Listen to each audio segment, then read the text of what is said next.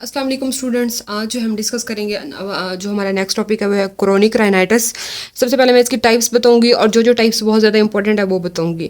अच्छा, chronic rhinitis में क्या क्या टाइप्स आ जाती हैं? क्रोनिक सिंपल राइनाइटिस हो सकती है, हाइपरट्रॉफिक राइनाइटिस हो सकती है, एट्रॉफिक राइनाइटिस हो सकती है, राइनाइटिस सीका और कैसियोसा। इसका डिफरेंस बहुत पूछते हैं कि what is the difference between rhinitis sicca and caseosa. अच्छा, उसके बाद जो है ना ये जो है atrophic rhinitis very very much important. आपको फिंगर टिप्स पे आना चाहिए किस तरह से हम इसका डायग्नोसिस बनाते हैं और क्या क्या चीज़ें जो हैं बहुत ज़्यादा इंपॉर्टेंट इसमें पूछते हैं। प्राइमरी एट्रोफिक राइनाइटिस इसको भी कहते हैं।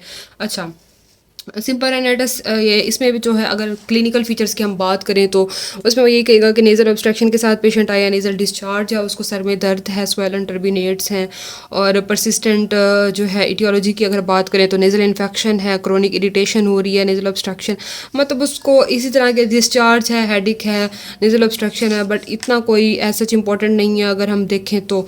जो मोस्ट इम्पॉर्टेंट है ना वो बेटे है एट्रोफिक राइनाइटिस। तो हम उसकी बात करते हैं कि उसको क्या कहते हैं और उसको ट्रीट कैसे करते हैं, वो मैं इंशाल्लाह आपको सारा कवर करवाती हूँ। सबसे पहले अगर हम बात करें तो एट्रोफिक राइनाइटिस उसमें क्या होता है। एट्रोफिक राइनाइटिस में हम डायग्नोस्टिक पॉइंट्स उसके क्या देखेंगे। टॉपिक हमारा है atrophic rhinitis. Okay, I hope मैं इसको थोड़ा सा अगर जूम कर दूँ, ठीक है। अच्छा, एट्रोफिक राइनाइटिस की अगर हम बात करें तो इसमें जो है डायग्नोस्टिक पॉइंट्स क्या क्या बनेंगे आपके। अच्छा, डायग्नोस्टिक पॉइंट्स में सबसे पहले जो है ना वो बेटा जिक्र करेगा कि नेज़ल कैविटी है उसमें जो है ना हमारे पास ग्रीनिश या ग्रेश ब्लैक क्रस्ट बन रहे हैं। अब नेज़ल कैविटी में क्या क्या बन रहे हैं, ग्रीनिश का लफ्ज़ यूज़ करेगा वो, ग्रीनिश या ग्रेश ब्लैक, ये दो लफ्ज़ अपने खोल के पी लेने हैं। ग्रीनिश और ग्रेइश ब्लैक क्रस्ट सी बन जाती हैं किसमें, नेज़ल कैविटी में। और ये जो है ना इसका सिनेरियो पिकिंग पॉइंट है बहुत ज़्यादा इंपॉर्टेंट। अच्छा, उसके बाद वो जिक्र करेगा कि जो नेज़ल कैविटीज़ है ना वो बहुत ज़्यादा रूमी हो गई हैं, मतलब बहुत ज़्यादा खुली हो गई हैं, रूमी हो गई हैं। किस वजह से कि एट्रॉफी होना शुरू हो गई है टर्बिनेट्स की, एट्रॉफी होना शुरू हो गई है टर्बिनेट्स की, जिसकी वजह से जो है ना नेज़ल कैविटी जो है वो रूमी हो गई है और नेज़ल ब्लॉकेज हो रही है और फॉल स्मेलिंग जो है डिस्चार्ज होगा। ये भी आपने बहुत इंपॉर्टेंट, ये वाहिद नोज़ की बीमारी है जिसमें जो है ना फॉल स्मेलिंग डिस्चार्ज होगा और इसको जो है ना पेशेंट को मतलब जो साथ बैठा होगा उसको बहुत ज़्यादा स्मेल आएगी।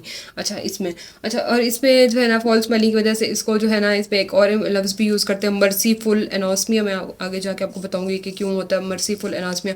इसमें ये होता है कि जो पेशेंट है उसको तो कोई स्मेल फील नहीं हो रही, लेकिन जो साथ बैठने वाला बंदा होता है उसकी हालत ख़राब हो जाती है, उसको बहुत ज़्यादा स्मेल फील हो रही होती है। तो इसको कहते हैं मर्सीफुल एनोस्मिया कि patient himself comfortable with in with smell but because of loss of smell, क्योंकि उसकी स्मेल की सेंसेस लॉस हो चुकी होती है ना, एनोस्मिया हो चुका है उसमें। तो बाकी जो साथ वाला है उस बेचारे का कोई कसूर नहीं होता, वो एम खाम का जद में आ जाता है। तो ये सारे जो है इसके डायग्नोस्टिक पॉइंट्स हो गए। अगर हम बात करें तो इसी तरह का, और मोस्टली होता भी फीमेल्स में है और प्यूबर्टी के दौरान या इसी के लगभग, ठीक है। और इसमें जो है ना एपिस्टैक्सिस हो सकता है जब हम ये जो क्रस्ट जो हमने बात की ना ग्रीनिश और ग्रेइश ब्लैक क्रस्ट हो सकते हैं, तो जब हम इनको रिमूव करेंगे ना तो पेशेंट में एपिस्टैक्सिस की हिस्ट्री भी हो सकती है। बाकी मैंने कहा कि ट्रॉफी हो सकती है, रूमी हो सकती है, नोज़ जो है अगर एट्रॉफी हो गई है तो क्या क्या कॉम्प्लिकेशंस हो सकती हैं कि सैडल डिफॉर्मिटी हो सकती है, नोज़ का डॉर्सम डिफॉर्म हो सकता है, सेप्टल परफोरेशन की हिस्ट्री हो सकती है। तो ये सारे जो है ना इसके क्लिनिकल फीचर्स भी यही बनेंगे। कि हमने क्या बात की, हमने कहा कि नेज़ल ऑब्स्ट्रक्शन हो रही है, दूसरी बात हमने की एपिस्टैक्सिस हो रही है क्रस्ट को जब हमने रिमूव किया, तीसरी हमने बात की ग्रेइश या ब्लैकिश क्रस्ट्स बन रही हैं, चौथी हमने बात की एट्रॉफी हो रही है टर्बिनेट्स की, पांचवी हमने बात की कि पेल नेज़ल म्यूकोजा है, सैडल डिफॉर्मिटी हो सकती है, सेप्टल परफोरेशन हो सकती है, हेयरिंग इम्पेयरमेंट हो सकती है, पैरानेज़ल साइनसिस की या वो भी सारे इफ़ेक्ट हो सकते हैं। तो ये जो है ना इसके बहुत ज़्यादा डायग्नोस्टिक पॉइंट्स हो गए। दैन अगर हम बात करें तो इसकी पैथोलॉजी में क्या होता है, इसकी इसकी जो है एटियोलॉजी की अगर हम बात करें तो एटियोलॉजी में जो है ना हमारे पास सबसे पहले जो है हेरिडिटेरी फैक्टर्स हो सकते हैं कि कोई विरासती ही कोई मसला हो। हेरिडिटेरी फैक्टर्स बहुत ज़्यादा इंपॉर्टेंट हैं इसमें। अच्छा, उसके बाद अगर हम दूसरी बात करें तो एंडोक्रेनियल डिस्टर्बेंस जो है वो भी इसकी जो है एक प्रॉपर वो काज हो सकती है एंडोक्रिनल डिस्टरबेंस। और एंडोक्रिनल में भी सिर्फ फीमेल्स जो है वो बहुत ज़्यादा इफेक्ट होती है, मैंने आपको बताया कि मीनोपॉज या इस तरह के केसेस वगैरह में। अच्छा, उसके बाद तीसरा जो है इसकी काज हो सकती है वो रेशियल फैक्टर्स हो सकते हैं। रेशियल फैक्टर्स में क्या, वाइट एंड येलो रेसेस जो हैं वो मोर अफेक्टेड होते हैं एज़ कम्पेयर टू अफ्रीका वालों के। अच्छा, उसके बाद चौथी जो है इसकी जो है न्यूट्रिशनल डेफिशिएंसी हो सकती है। न्यूट्रिशनल डेफिशिएंसी अब कैसे कि ये जो है ना डेफिशिएंसी करवा सकती है विटामिन ए की, विटामिन डी की और आयरन वगैरह की, तो इससे भी जो है। अच्छा, उसके बाद जो पांचवी काज है वो इन्फेक्टिव काज भी हो सकती है। इफेक्टिव काज में कौन से बैक्टीरिया, जैसे क्लेब्सिला हो गया, एक्सक्रीशिया कोली बैक्टीरिया और ये सारे स्टेप्टोकोकाई, ये सारे भी सेकेंडरी काजेस करवा सकते हैं इसकी। अच्छा, उसके बाद जो छठी है काज वो ऑटो इम्यून रिस्पॉन्स भी हो सकता है।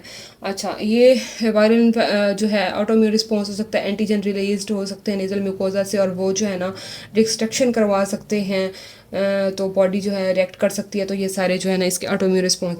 अब पैथोलॉजी की अगर हम बात करें तो सीलिएटेड कोलमनर एपिथेलियम जो है वो लॉस्ट हो जाएगी और रिप्लेस्ड हो जाएगी। इसमें जो नेजल म्यूकोजा है ना उसकी जो सीलिएटेड कोलमनर एपिथेलियम है वो रिप्लेस्ड हो जाती है स्ट्रेटिफाइड।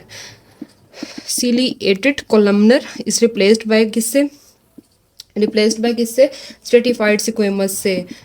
तो ये जो है ना इसकी एक इम्पॉर्टेंट पैथोलॉजी हो सकती है, तो जिसकी वजह से जो है ना एट्रोफी होना शुरू हो जाएगी सीरोमीनस ग्लैंड की। ठीक है, atrophy of sero mucinous glands की एट्रोफी होना शुरू हो जाएगी।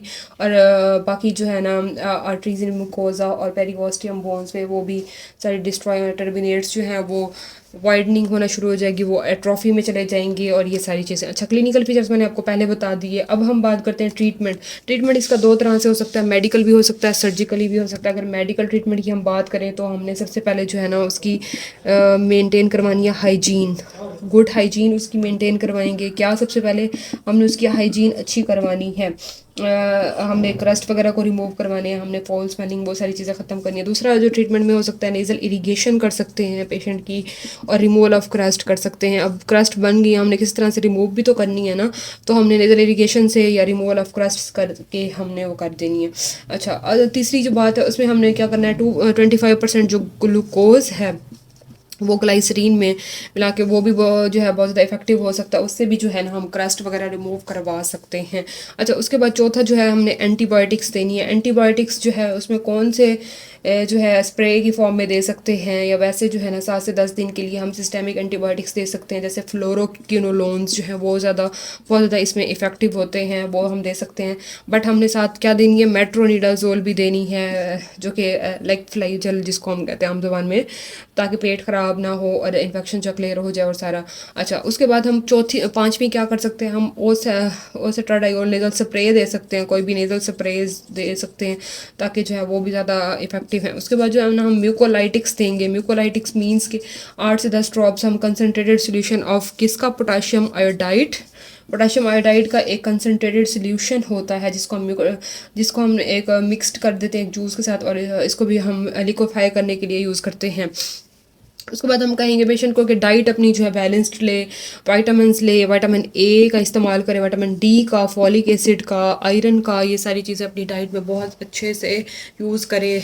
ठीक है, तो ये सारे जो है ना हमने मेडिकल ट्रीटमेंट की बात की, हमने हाइजीन अच्छी करवानी है, हमने नेज़ल इरीगेशन करवानी है, हमने 25% ग्लूकोज देना है ग्लाइसरीन में, हमने एंटीबायोटिक्स देनी है किसके साथ, मेट्रोनिडाजोल के साथ, और उसके अलावा हमने जो है ना नेज़ल म्यूकोलाइटिक्स देने हैं पोटाशियम आयोडाइड आयोडाइड की फॉर्म में। अच्छा, उसके बाद जो है ना हमने डाइट उसको अच्छी करवानी है। उसके बाद जो नेक्स्ट ट्रीटमेंट होगा वो सर्जिकल ट्रीटमेंट होगा। अगर हम सर्जिकल ट्रीटमेंट की बात करें तो उसमें जो है ना यंग्स ऑपरेशन, ये बात आपने याद रखनी है। यंग्स ऑपरेशन जो है वो बहुत ज़्यादा इफेक्टिव होता है और इसको मॉडिफाइड यंग ऑपरेशंस भी कहते हैं, या narrowing of the nasal cavity कर देंगे हम, ताकि जो अगर रूमिंग हो गई है तो हम उसको भी ट्रीट करें। नेज़ल चैम्बर्स जो हैं वो वाइड हो चुके हैं तो हमने नैरोइंग करनी है।